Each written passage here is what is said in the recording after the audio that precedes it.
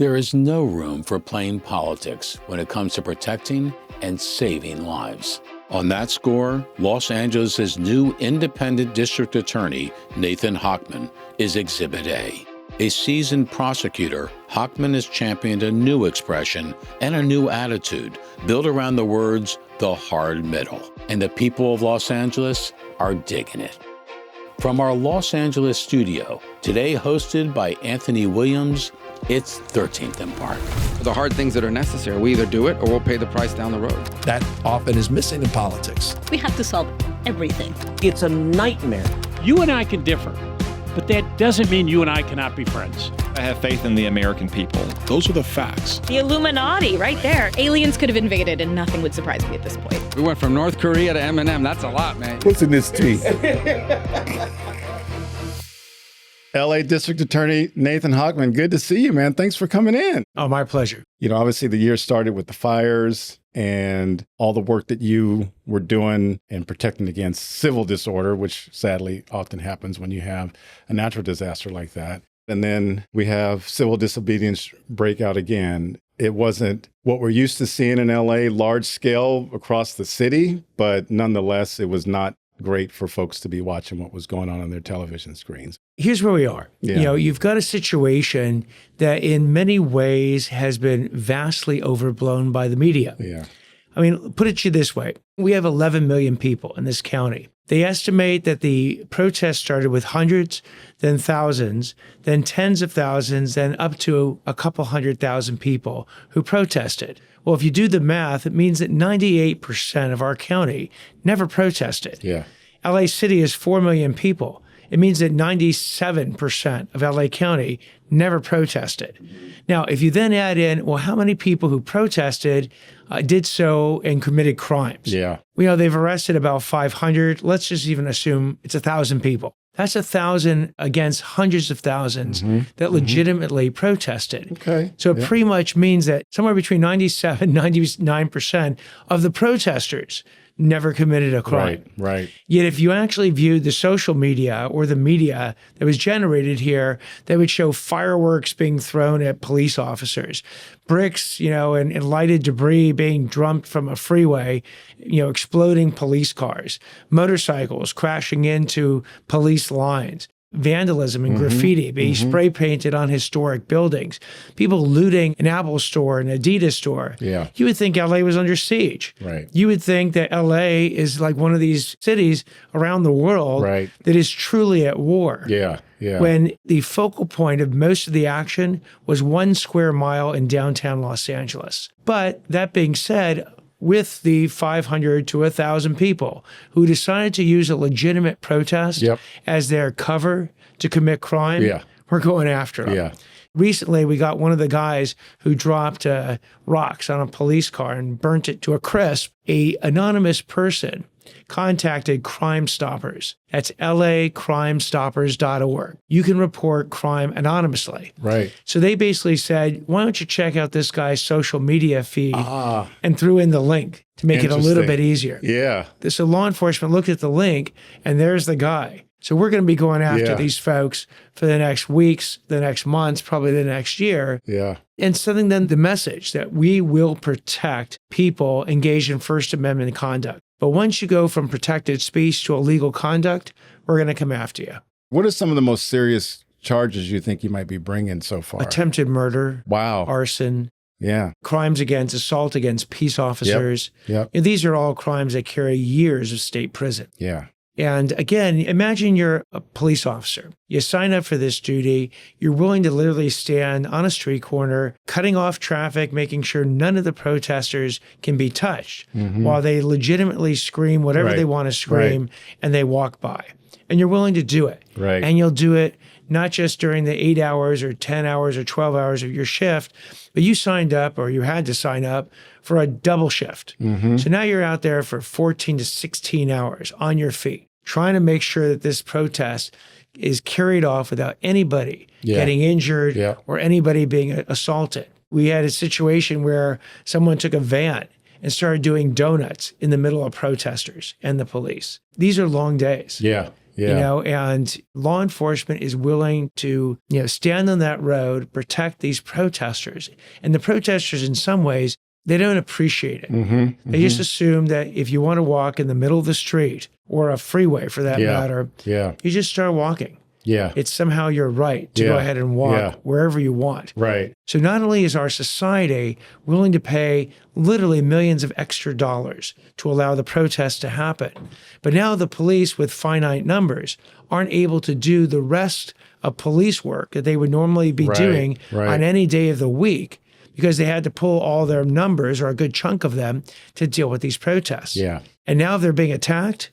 It just adds one more complicating dimension to having law enforcement actually do its job. Yeah. We all know now in hindsight that most of the suppression of the activity was done by those local law enforcement officers. But obviously the president did call in 4,000 active federalized National Guardsmen. And here's what I would have loved. Has it been helpful? 4,000 National Guardsmen, 700 or so Marines to have done. Help me go after human trafficking. Okay. We're one of the capitals of human trafficking. Help me go after fentanyl, drug dealers, and poisoners. Help me go after organized retail crime. If they want to go ahead and help with some of the bigger problems we have in our society, welcome the help. But you want to use that type of manpower and whatnot to patrol 3 buildings? I mean, again, you can do whatever you want. I just think I would love to see those type of resources spent on some of the key problems that Los Angeles County faces. But again, I'm not here to get into political squabbles. Truly, I'm not here to get in and say the president's right, Governor Newsom's right, Karen Bass is right. In fact, I stay out of these political squabbles. I have a job.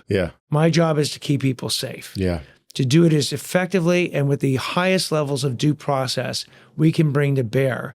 And ultimately to do it in the courtroom, which is where the DA's office really is part of the process.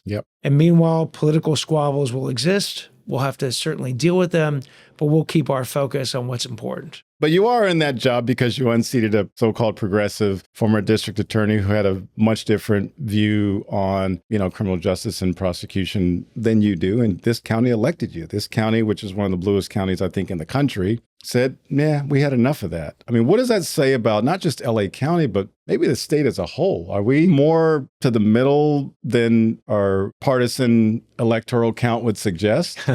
It's interesting. 2024, the year that I ran and won, there is one issue that was truly a crossover issue amongst political parties, amongst races, ethnicities, religions. It was safety. Turns out that safety was that crossover issue amongst blacks, whites, Latinos, Asians. I spoke to people on the far left of the political spectrum and the far right, and they all cared about their kids and were not happy at all with the quality of safety that the district attorney's office was promoting over the previous 4 years. And that safety was based on a political philosophy. It wasn't based on looking at each case and just saying, what is the facts and what's the law? Gascon, my predecessor, introduced a different third filter, and that was decarceration.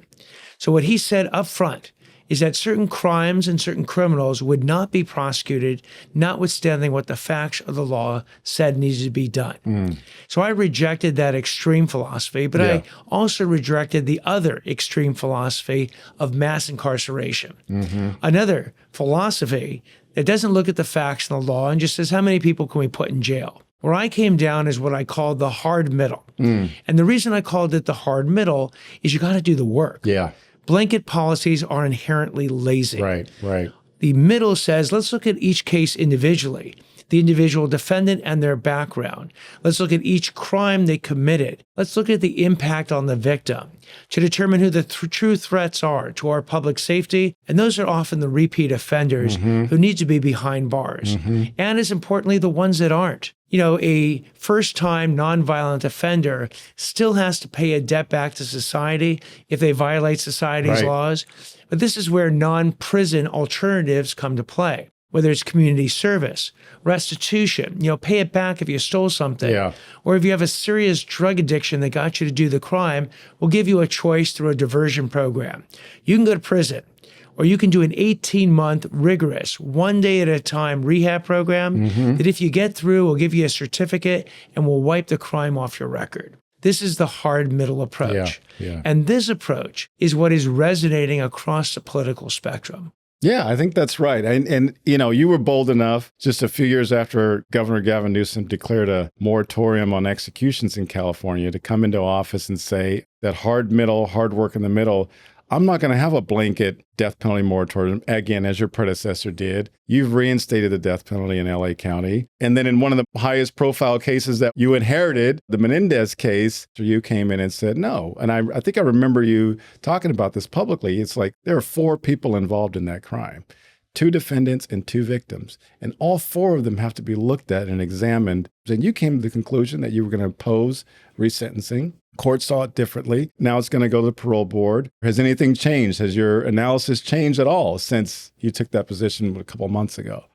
So the position we took was nuanced, but it was nuanced based on an analysis of 50,000 pages of trial transcripts from 2 months-long trials, thousands of pages of confidential prison files, hundreds of hours of videotaped evidence, my personally speaking for over 3 hours with the Menendez family, defense counsel, law enforcement, and former prosecutors. And what we said is that as far as resentencing goes, the answer was not no or never, but not yet. Yeah. We laid out a whole series of lies that the Menendez brothers anchored their entire defense on. The number one lie being that they didn't kill their parents because they were sexually abused. In fact, at trial, when we played the clips, when asked, did you kill your parents because they sexually abused you, and that was just the father, answer no. From Eric, answer no from Lyle. So why did you kill your parents? Because we believed they were going to kill us that night. So we had to preemptively kill them. And what I was able to show my entire team is that that central self-defense was a lie 30 years ago. The Menendezes have never come clean with that lie. They persist in that central lie today. And I said, in essence, that if you want to come clean, and when I say come clean, I laid out the facts of why it was a lie. Right. Whether it's because they bought the shotguns 2 days ahead of time in San Diego under an alias. They had a pre-planned alibi where they were going to say they were at Batman the movie and try to actually get a movie stub to prove it. That they methodically got rid of all the evidence before they called 911. They got the shotgun shells. They got the shotguns, the bloody clothing, threw them over a cliff.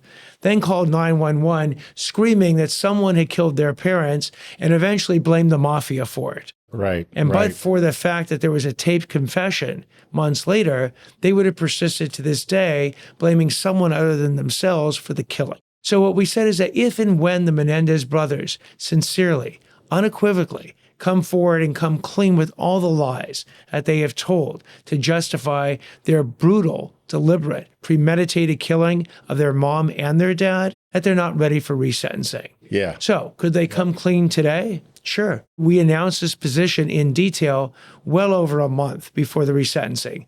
They blew us off. They have no desire to come clean. So whether or not the Menendezes first get parole from the parole board remains to be seen. And then ultimately, as we know, Governor Newsom has the final say. He can grant parole. He can deny parole no matter what the parole board says. And that is pretty much the final word for the Menendez brothers. Yeah. What inspired you to pursue law in the first place? You know, I had a fantastic role model in my father. Your dad, He has a distinction of being in the first class at UCLA Law School. Wow. And he's the first graduate to pass the bar because he took the February bar instead of the May bar in order to then go immediately into the JAG Corps of the Air Force back in the 50s. He then was a federal prosecutor for several years. And then for 50 years, he was a lawyer in this community. He didn't love the word lawyer. He liked the word counselor because he truly believed that when a lawyer is doing it right, you are applying the law to help people get through their real life situations. You're basically a problem solver. Right. And he used to joke around. He says sometimes he's a litigator, sometimes he's a trial attorney, sometimes he's a psychologist, sometimes he's a proctologist. It just depended what you needed to do in order to help people solve their problems. Right. My recollection is you were at Stanford Law School. And then you clerked for a while before you became an AUSA. So I did what I think every young lawyer should hopefully get a chance, clerk for a judge. I happened to do a federal judge in Los Angeles and then got the somewhat rare opportunity to go immediately into the U.S. Attorney's Office. Nice. And for a young lawyer who wants to be in the courtroom, it doesn't get better than that. What you didn't do before you were elected as DA is you hadn't been a deputy DA, so you didn't come up through the ranks. What was that experience like for you in trying to get in as the outsider, so to speak, and run an effective office, which I think by all accounts, and I'm not just saying this, I mean, there is a feeling that things are different. So what's been your strategy there to make it as effective as I think it's been? So even before I won, I did a reach out to deputy district attorneys, which then even intensified between the time I won and the time I actually took office. And I said two main things to them. I asked myself, what is the greatest resource of a DA's office? Is it the cases, the courtrooms, the computers? No. It's the deputy district attorneys themselves. Right. I said, that is the greatest resource. So what is then the job of the DA? Like any businessman who runs a business, it's to maximize your greatest resource, which is them. And that's what I would tell them every single time. I said, you need more training done. You need more compensation. I'll try and get it for you. You need credit for the good work you're doing. Gascon, for 4 years, basically didn't give credit to another person other than himself. I do my best every time there's a case to figure out who did the case, whether it's investigators, whether it's the deputy district attorneys, whoever, and make sure they're up there at a press conference or on the press release with me, getting the credit that they deserve. Yeah. There are people in that office 10, 20, 30, even 40 years who could have in many ways left that office any day, put probably a 0 on the compensation that they earned if they went into private practice, but have chosen to dedicate their career to bringing justice to the people in Los Angeles County. They have my admiration. And again, I will do everything in my power to empower them. As a moderate district attorney, you got yourself elected in this pretty blue county. How do you handicap the governor's race? Is it going to be somebody from the center or the left, or? It's hard to figure out at this moment in time, where our politics at the national level, probably even still at the state level, are hyper-polarized. If anything, my election shows that on at least the issue of safety, there's a common sense middle that 60% of the people will gravitate to. And again, my office has people from the far left to the far right. You would have no idea by the way they prosecute the case, because they're based on the facts and the law. That's what they care about. They care about victims. Do I think that California in 2026 is at the point where we're going to see all politics removed? Probably not. One of the advantages I had, quite candidly, is on local elections, they don't put your party affiliation. So I didn't have to run with a R, a D, or I'm actually a registered independent. You left the Republican Party in 2023, If I'm going to make the point that I'm going to take politics out of the DA's office, that makes sense. I thought it was symbolic that I'll take politics out of my registration. There has not been an independent, either someone who's in no party preference, win a statewide election ever in California history. No one's even gotten close. You ran for Attorney General in 2022, I believe. What's next for you? You know, right now, the DA's job is such a big job and so important in our community. And the amount of effort to just stabilize the ship, but then as importantly, get that ship pointed in the right direction and really crush this job takes so much effort that is what I'm focused on. That's awesome. You know, if I do the job really well, we'll have a discussion in a couple of years as to what the future holds. But I don't have enough, waking moments in the day to think about anything under the 180,000 criminal cases that the DA's office is going to file this year. I'm in charge of 2,100 people and a $530 million budget. In a time in our county of curtailment, when I just lost 8% of the money that was going to help fund the fact that we're 15% down on our workforce. That office has been doing more with less for years now. And it just requires us to work that much harder, which I will. All right. Well, I wish you the best of luck on behalf of the residents of LA County and the people of the state of California. We appreciate you, and thanks for taking time out of the busy schedule you've had, I know, and the challenges that you have to come spend a little bit of time with us. We really appreciate it. Absolutely. And thank you for what you do. because, I mean, I love a long form ability to not have to talk quite candidly in 15-second TikTok sound bites. So I love this format. And thank you so much for having me on. Good times, man. Thanks so much. Appreciate it.